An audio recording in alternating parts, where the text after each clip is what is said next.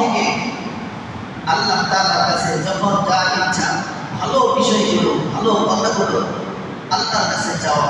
হ্যাঁ, গুনার কোনো বিষয় আল্লাহ তাআলার কাছে না চাওয়া, গুনার জন্য কোনো দোয়া না করা, এ ব্যাপারে নিষেধ আছে।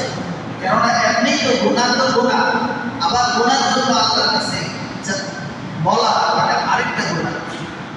এজন্য কোনো গুনার কাজ ছাড়া যত কাজ আছে, যত বিষয় আছে, সব কিছুর জন্য আল্লাহ তাআলা কি বলা, আল্লাহ তাআলাকে না বলে বলবো কাকে? আল্লাহ তাআলার চাইতে আপন আর কেউ নাই। দুনিয়ার মা বাবাও আল্লাহ তাআলার মতো এত আপন না, দুনিয়ার ছেলে মেয়েও আল্লাহ তাআলার মতো এত আপন না, দুনিয়ার কোনো বন্ধু বান্ধব আল্লাহ তাআলার মতো এত আপন না। আল্লাহ তাআলা বান্দা যখনই আল্লাহ তাআলাকে বান্দা বান্দে ডাক দিবে, আল্লাহ তাআলা বলেন ফাইনি করিব উজিবু দাওয়াতাদ দাঈ ইযা দাআ। আমি তোমার নিকটে, তুমি বলো আমার কাছে, তুমি যখনই আমাকে ডাকবে আমি তোমার ডাকে সাড়া দেব। অতএব আল্লাহ তাআলা অনেক দূরে নয়, এই ভেবে আমরা আল্লাহ তাআলার কাছে না বলে কোনো মানুষের কাছে বলা উচিত নয়। বরং আল্লাহ আমার নিকটে, আল্লাহকে আমি যা ইচ্ছা তা বলতে পারি।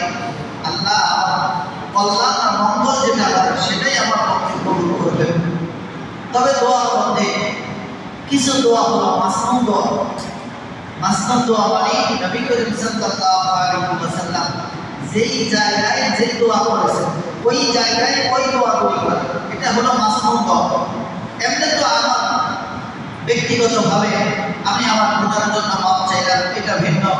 আমি আমার সাংসারিক ছেলে মেয়ে, পরিবার পরিজন, স্ত্রী, এদের সুখ শান্তি, আখিরাতে নাজাত মুক্তি, এদের জন্য দোয়া করলাম, এটা ভিন্ন কথা।